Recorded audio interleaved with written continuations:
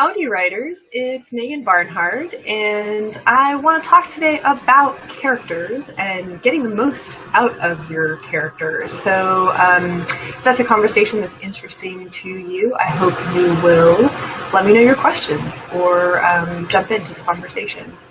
I think characters are a lot like people. It's easy for us to take them for granted, especially when you spend a lot of time with them.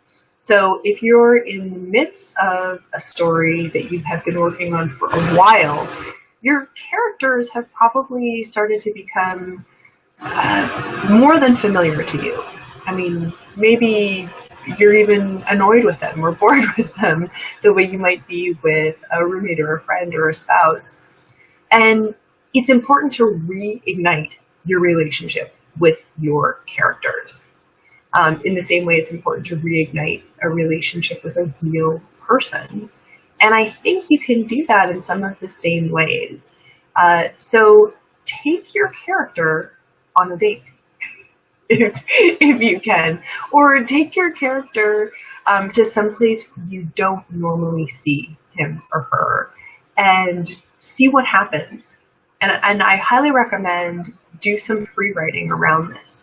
So grab a character, it could be your protagonist, it could be your antagonist, it could just be somebody minor, but a character you'd like to get more out of. And this works equally well if you're working on a novel or a short story or a play. The length and the format aren't important because character is so important whenever we're writing. Take your villain to mini golf. Oh, I love it. What a great suggestion. And it's so tickling to think about, right? Because if somebody is making life difficult for your character, if your antagonist in your mind is the person who stops so much good from happening, it's easy for that villain to become one-dimensional.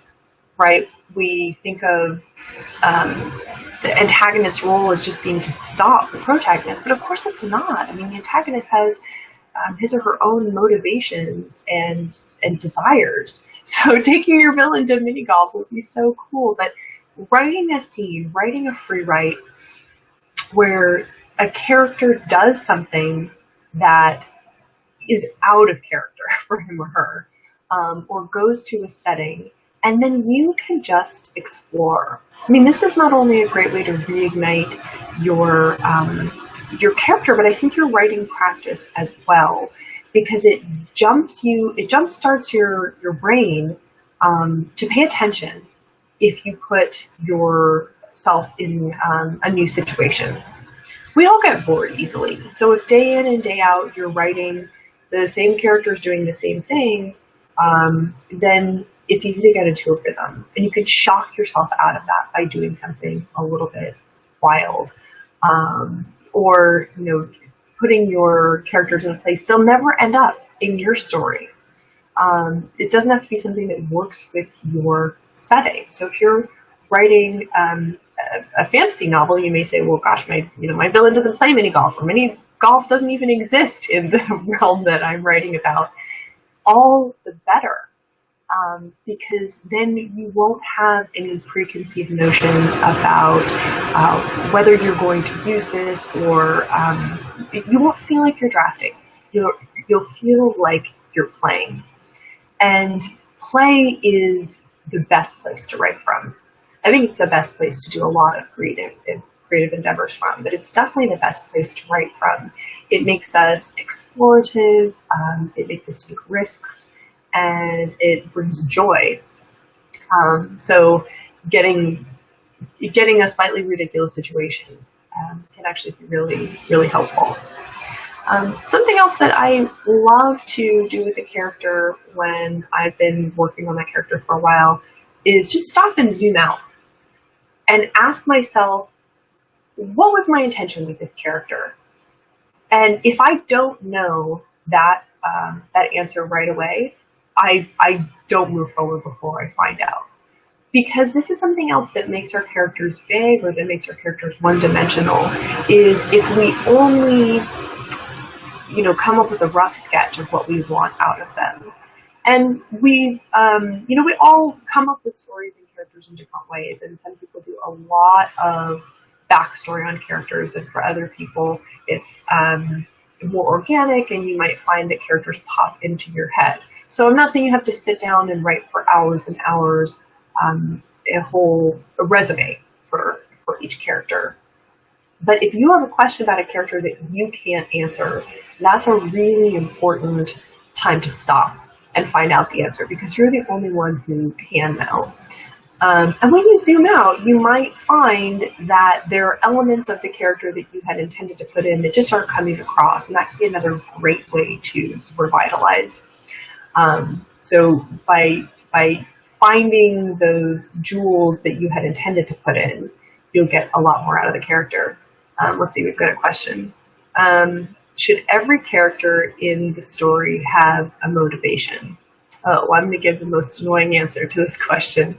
It entirely depends on the length and breadth of your story. In a big enough novel, it's absolutely appropriate, I would say, to have characters that we may only encounter once or twice. Maybe there's the gas station attendant, and this person is not driving the story thematically or plot-wise in an important way, but is almost like a glorified setting. It's just somebody you have to encounter. I don't think that person needs to have a motivation that comes across really clearly. But, again, the way to keep people from being cartoons and from being one-dimensional is for them to have some kind of real existence in terms of a desire or an objective. So not everybody has to have a motivation that's clear. But again, if you can't answer kind of a few basic questions about a character, I think that character does end up feeling flat, right? And we've all seen the kind of crutch character in a story where this person clearly only exists to get the main character or a major character to the next stage, and readers tend not to like that if it's really obvious. But if you have one scene, one exchange with gas station attendant number 4 or whoever it is in your story, you may be fine not to give that person a motivation, because again, it's more like they're a part of the setting that has come alive. So I don't think every character in the story has to have a motivation that can be, sussed out by the reader. I think the more clearly you define characters and their motivation for yourself, the sharper your writing will be. So I know that's kind of the frustrating answer is it depends, but it really does. And if you are wondering if a character needs motivation, that character probably does. If you're asking yourself, does this person need a reason to do what he or she's doing? Probably the answer is yes. I think the main favor you can do for yourself is spend time with your characters in fun ways. So doing exercises, doing free writes that you don't intend to be part of your story is a really powerful way to do that. Talking to them and hearing what they would say in response. One of my favorite really fun activities to do involves grabbing a friend. And you get to pick the characters and you write with a partner. And you are one character and you get your friend to be somebody else and you just type back and forth. The best way to do this is get a shared doc. You don't have to be in the same place as somebody else.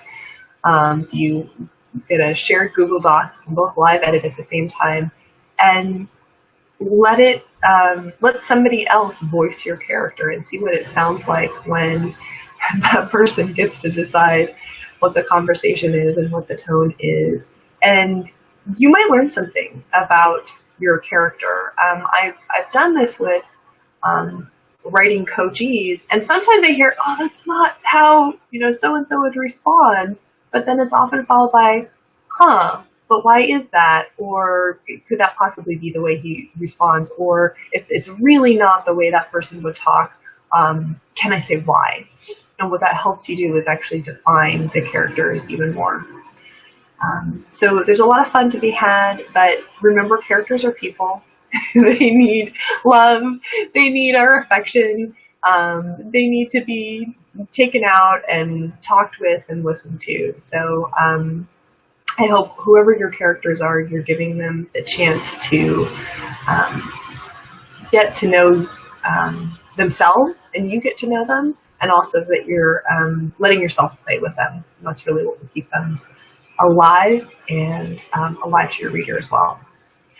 If you have topics you would like me to cover in my Thursday night Q&A sessions, I invite you to put them in the comments or throw them into the Ultimate Writing Group, All Writers Welcome, anywhere in a post, because I'd love to be talking about the things that are of importance to you in your writing craft. I hope you have a wonderful, wonderful evening, and I will talk with you all soon.